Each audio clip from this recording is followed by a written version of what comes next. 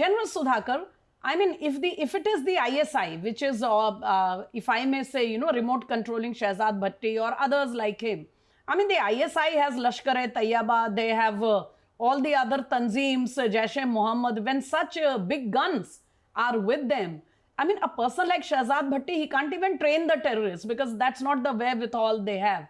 So why go for such a low-hanging fruit? I mean, what is the strategy here?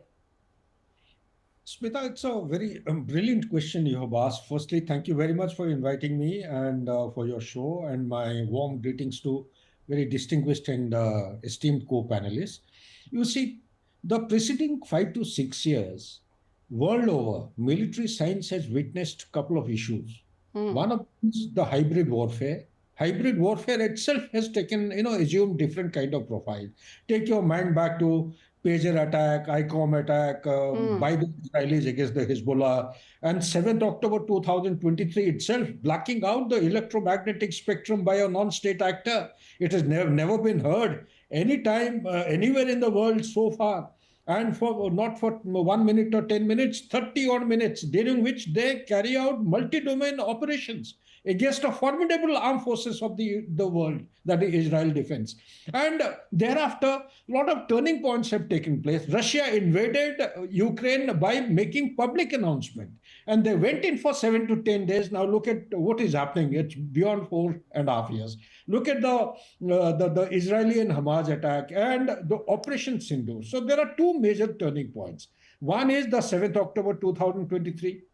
Second one is Operation Sindoor. Now, when I say this, it has to be understood in the backdrop of what happened on 5th of August 2019.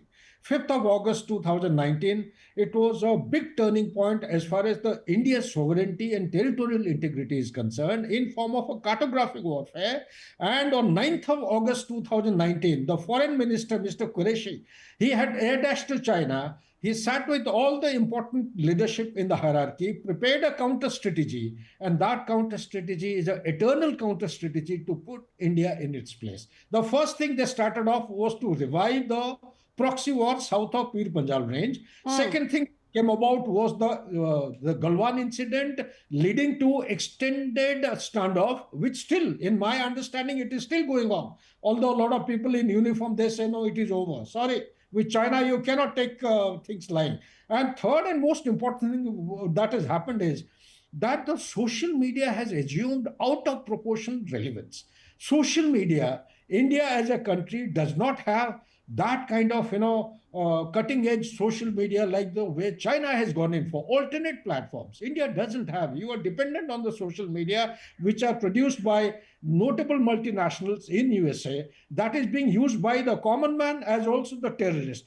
What is happening? One very quick query here, General Sudhakar, then I want to talk to Rashpal also. I can understand that social media can help in establishing a network, those, encrypted message sites and all that. They can help you to connect to people or recruit them, if you want to use that word. But how do you go about it after that? I mean, let me be a devil's advocate. If I was a terrorist handler, how would I train a person online? And what damage would that actually do? This is called the theory of ambiguity or unpredictability. You catch the person who's least expecting any kind of the innocence. The innocence is being. I'm just trying to understand. No, you are right. We know that terrorists across the LOC, they go, they have training there, they have all the weapon training, all kinds of radicalization training. They come back as hard-nosed, hardened criminals or terrorists, if you want to call them. What happens here? Absolutely. In 2015, one topper of a school girl was evacuated from the terminal of Mumbai airport. She happened to be daughter of a serving armed forces officer. She had radicalized. She was going to join ISIS in Syria. How did she get radicalized? On investigation, it was found out that internet, which is a medium of social media, that actually people don't have to go physically. Similarly, in the early part of January 2025, before Donald Trump assumed his office, there is a special force, retired veteran of USA, who rammed into, I think, one of the countryside ceremonies, and he killed some people On investigation, it was found out that through internet and social media platform, he had got radicalized by ISIS and so motivated that he was prepared to do harm to his own country. Similar thing happened in 2016 in Germany, in Berlin, in a couple of other places. Tunisia also experienced similar kind of incident. So social media is being used because it is very innocuous. It is indispensable in our way of life today, and you cannot survive without the social media. All right.